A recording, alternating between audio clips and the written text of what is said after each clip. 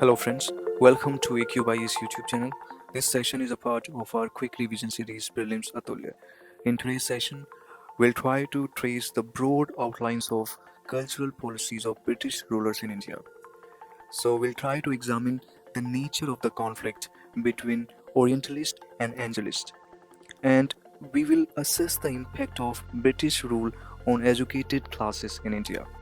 Now, friends, I would like to remind you that we have already covered medieval history also, and if you haven't watched our previous lectures, you can explore the playlist of Prelims Atulya. So, in the last session, we discussed the economic effects of British rule. So, if you haven't watched that session, you can give it a watch. By watching that session, you'll be able to know about the economic exploitation by the British rule in India. So let's get started. Let's try to know about social changes in modern India. So friends, Indian subcontinent witnessed significant social changes during 18th 19th century.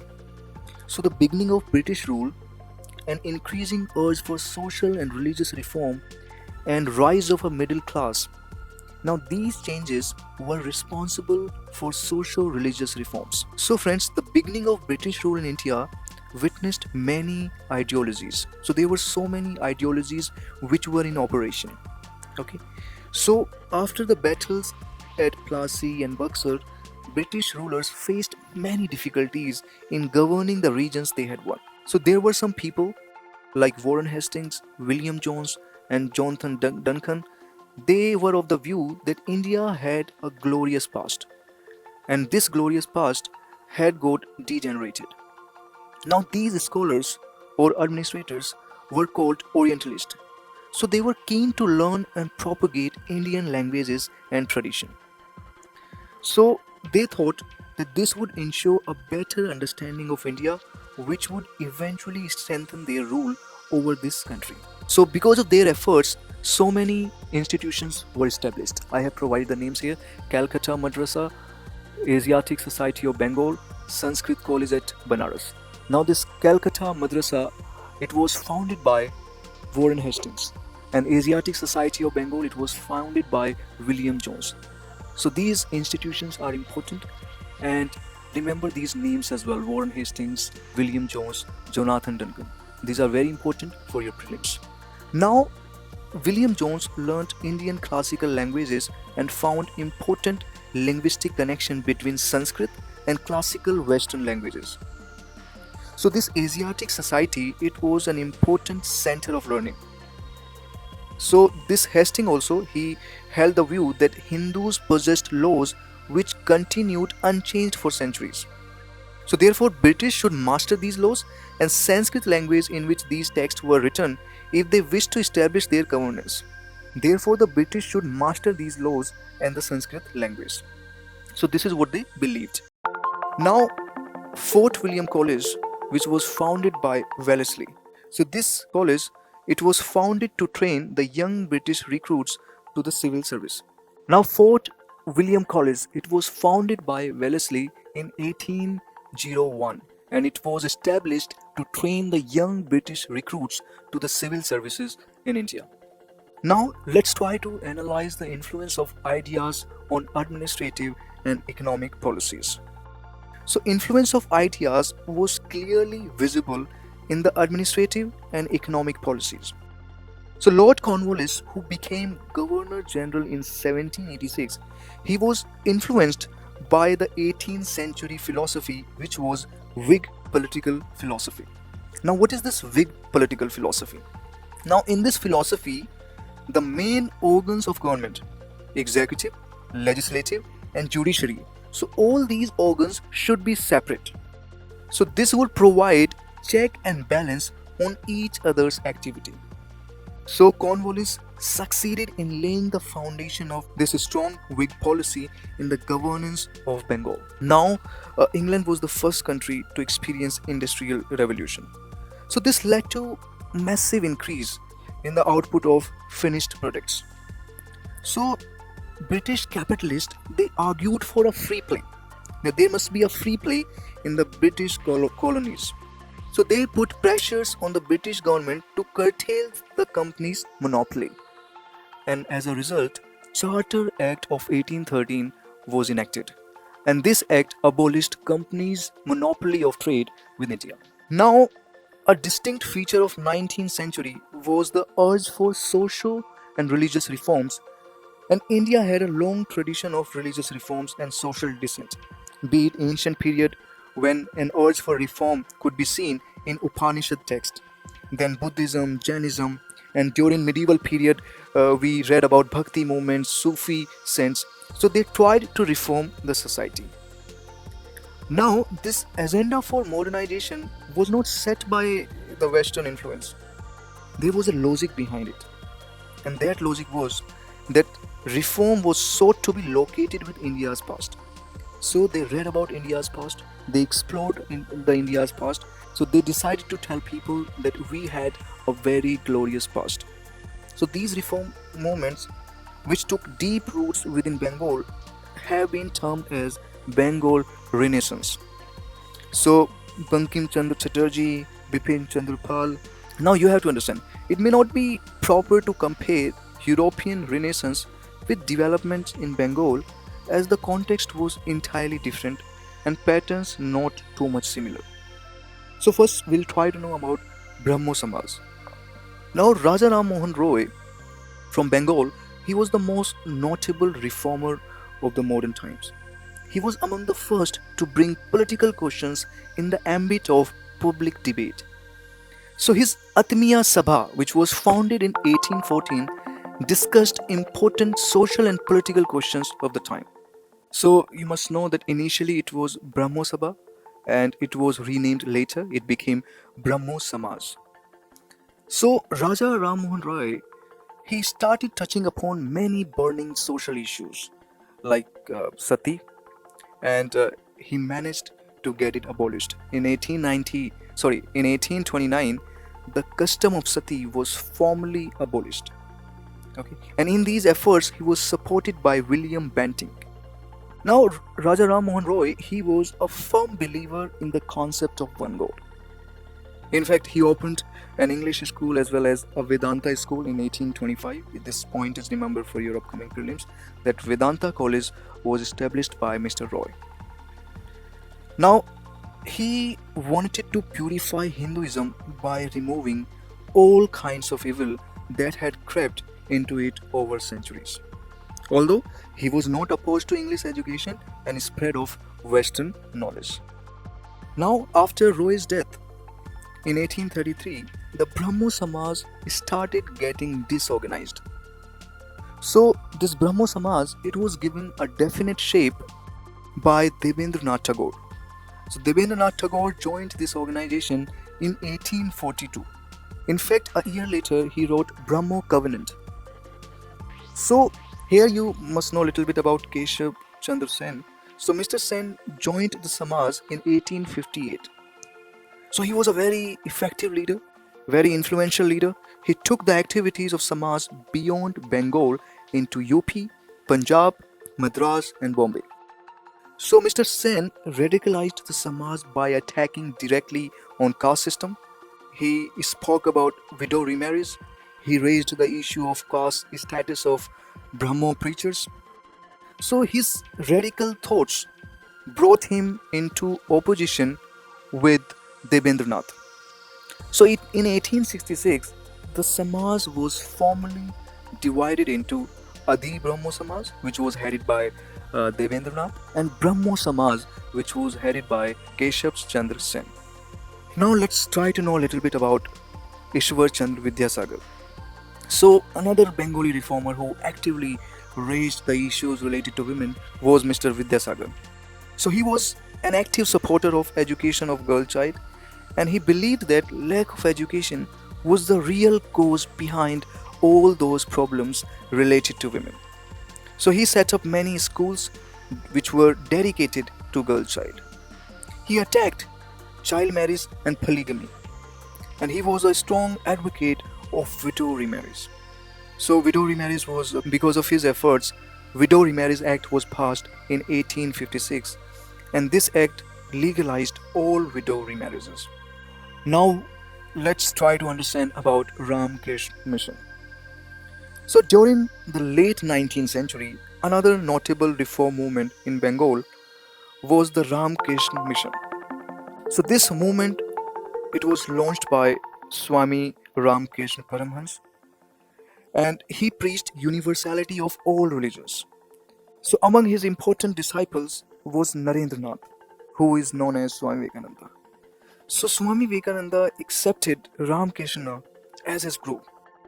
So Swami Vivekananda, he spread the message of spiritual Hinduism in America and Europe during his tour of 1893 to 1897. In fact, he established a Ramakrishna Mission and he set up a mutt at Belur. Now, Vivekananda, he was opposed to degeneration in religion, manifold divisions, caste system, practice of untouchability, superstitions, etc. Now we'll try to analyze reform movements in Western India. So there were some reformers who led a direct attack on social evils like caste system and encouraged widow remarriage. So many important reform movements arose in Western India too. So as I was talking about these reformers, you must know the names. They were Karsandas Mulji and Dadoba. So Karsandas Mulji and Dadoba Pandurang, they formed Manav Dharm Sabha in 1844. And later in 1849, they formed Paramhans Mandali. Here you must know about Pratna Samaj, which was formed in 1867 by Atmaram Pandurang. So M.G. Ranade, who ran the Deccan Education Society, actually he was the real force behind this organization Pratna Samaj. Although it was formed by Atmaram Pandurang, just remember this fact, but M.G. Ranade was the real force behind it. Now several members of Pratna Samaj had earlier been active in Paramhans Mandali. So this Samaj denounced priestly domination, caste system, and preferred monotheism. Now let's try to know about Arya Samaj. So the most profound reform movement in the late 19th century was Arya Samaj. So it started in the Western India and the Punjab, and it gradually spread to a large part of Hindi heartland. Now this Arya Samaj movement, it was founded by Dayanand Saraswati. And remember, Dayanand Saraswati also wrote Satyarth Prakash, means the light of the truth. And in the same year, he founded Bombay Arya Samaj. Now, Mr. Saraswati opposed a ritual-ridden Hindu religion and called for basing it on the preaching of the Vedas. So he attacked Puranas, domination of priestly class, polytheism, and he adopted Hindi for reaching out to the masses. Now, let's try to know more about Arya Samaj. Now, later on, after Dayanand's death in 1883, Samaj got scattered. And this Samaj was united later by Dayanand Anglo-Vedic Trust and Management Society. So just remember about Dayanand Anglo-Vedic Trust and Management Society. Now let's try to know about reform movements among Muslims. Here you must know about the movement of Pharisees. So this movement of Pharisees arose among peasants of early 19th century, and they advocated return to pure Islam. So these peasants followed the teachings of Waliullah of Delhi. And Waliullah of Delhi talked about regaining purity of Islam, and he opposed to infiltration of non-Islamic customs among Muslims. But the most strong leadership to reform movements was provided by Sayyid Ahmad Khan, who rightly thought that modern education was the most important path for improvement in the condition of Indian Muslims. So he called for the study of European science and technology. So he stayed in England for more than a year during 1869-70. He asked his Muslim brethren to adopt some positive features of the English society like discipline, order, efficiency, and high levels of education. So he founded the Mohammedan Anglo-Oriented College at Aligarh in 1875. Now we'll try to comprehend the impact of reform movements. So reform movements of 19th century set a strong background for the national liberation movement against the British imperialism. And some women reformers also, I would like to emphasize that these women reformers played a prominent role in the social life of the 19th century. And I have given some names of these reformers like Pandita Ramabai, Rokia Sakhawat, and Subha Lakshmi. Now, these reform movements helped the growth of modern middle class, which was conscious of its right. Now, some Indian reformers they protested British attempts to pass those laws which they thought interfered with their religion and society. And here we can see that some of these reform movements, like they were in conflict with the interests of other communities, and they were slightly revivalist in nature. So these reforms also worked towards polarization along communal lines. Now, let's try to know about the rise of Western education in India.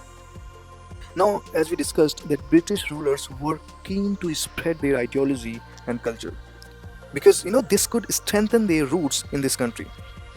Besides, it would also create a class of Indians who might act as a reliable agents of British Empire. So through the Charter Act 1813, missionaries were allowed to spread Western literature and the teachings of Christianity through English medium. Here you must know that T.B. Macaulay, who was appointed as the law member in his council in 1834, he was a great advocate of English education. In fact, he was made the president of the General Committee of Public Instruction. So he was of the opinion that support to English education would create a class of persons Indian in blood and color but English in taste. So it was presumed that this class would eventually become strong pillars in the British Raj system in India. So it was expected that these Indians would learn Western morality and ethics. Now we'll try to have a little idea about growth of press in India. So growth of press and journalism formed an important background for the rise of new consciousness during the modern period. So the spread of printing technology meant that books were easily available. In other words, widespread printing opened new channels of communications across India. So this new printing technology helped the growth of press and journalism. So newspapers began getting published in English language. So during the 19th century, a large number of newspapers in local languages started, like Bengal Gazette and Calcutta Chronicle, Madras Courier, the Bombay Herald. So these early newspapers were meant primarily for the European and Anglo-Indian community. However, the company's officials were concerned about the news of their misdoings appearing in these papers. Therefore, restrictions were imposed. Here you must know about Lord Wellesley, who imposed strict regulations through Censorship of Press Act in 1799. Now later, Lord Hastings relaxed some of these laws in 1880 and removed the pre-censorship of this press. Now here you should have a little idea about Lord Lytton's Vernacular Press Act of 1878. So this act was enacted, and this act attempted to stifle any opposition to the government, and this act was later repealed by Lord Ripon in 1882. So just remember this fact, that Vernacular Press Act of 1878, this is very very important. So it was enacted during the tenure of Lord Lytton, and later on it was repealed during the tenure of Lord Ripon. So these facts are very very important. So let me just summarize the entire lecture for you, that during 19th century a series of reform movements swept across India. So these movements tried to address issues related to condition of women, caste systems, evils that crept in religious beliefs of people. So British policymakers tried to popularize English education in India, and this would eventually help them strengthen their control over this country. So during this period, both English as well as Indian language press flourished. However, restrictions were imposed at different times to curtail the freedom of press. But social changes that occurred during the modern period helped to prepare the country ultimately for a national liberation movement against the British rule. So this is the information that I wanted to convey, and I have provided the notes. You can go through the PPT, and if you have liked our initiative, you can subscribe our YouTube channel for more such videos. And if you haven't watched our previous videos, you can explore the playlist of Prelims Atulya. We have already covered ancient history, we have already covered medieval history, and this is the second session of our modern history. So you can watch all those videos in order to revise quickly. So that's all for today's session. I'll see you in the next session soon. Thank you very much.